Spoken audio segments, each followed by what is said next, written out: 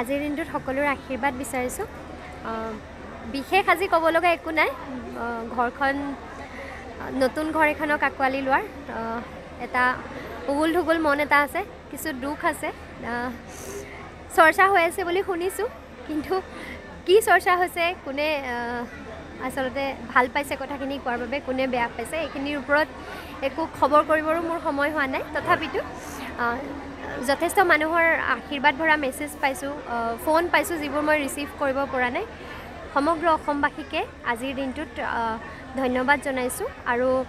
সকলোৰে পৰা আশীৰ্বাদ বিচাৰিছোঁ অনাগত দিনত আমাৰ যুগ্ম জীৱন যাতে সুখৰ হয় আমি আশা কৰা ধৰণে যাতে জীৱনত আগবাঢ়ি যাব পাৰোঁ সপোনবোৰ সফল হয় তাৰ বাবে আশীৰ্বাদ বিচাৰিছোঁ